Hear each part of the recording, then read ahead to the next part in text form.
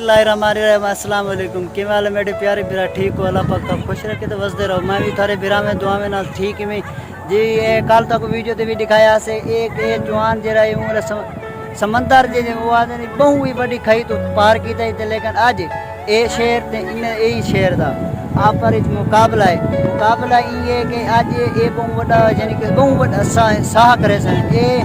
ये शेर आदे मैं ज्यादा साला ये आदे कि मैं ज्यादा साला ये वीडियो ते भी देखते हैं इनके साथ मुकाबला लेते हैं उनके पर सारे यूट्यूब चैनल को आदमी सब्सक्राइब करे तो यार तुसा ना लग भाई सब्सक्राइब करना। हाँ ठीक है तो हम बोलते हैं मुकाबला इन्हें शुरू करेंगे प्यारे भाई ये हम आ गए डुआई शेर ये हम डुआई कट्ठे खाने पाए वीडियो में स्टार्ट करनी चाहिए हाँ खाओ हाँ जी ये इन्हें का मुकाबला पर लग गए हाल ही भी पाए दे दें इन्हें का पर मुकाबला जी ये बे बंदे आ गए इन्हें का मुकाबला देखने वास्ते हाल ही पाए ये हाल इन्हें कुट्टी गए बावी टाइम देख लो बावी त्रेवी चौबी पंजी छवी सतावी अठावी उनती त्री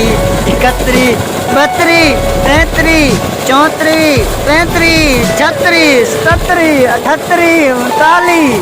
चाली वाह वे शेर तू तो मर गई वाह भाई वाह बस शेर दा पुत्र जीत गए वह शेर दा पुत्र जीत गई फाइनली हूँ 40 ताणी गिनती की थे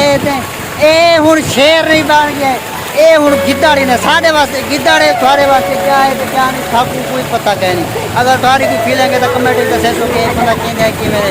लेकिन आज वो सारे वास्ते शेर बन गए लेकिन खा लो गिद्दाड़ी अगर वीडियो भिराओ चंगी लगी हो तो सारे यूट्यूब चैनल आप भी सब्सक्राइब करें तो अल्लाह भी अमान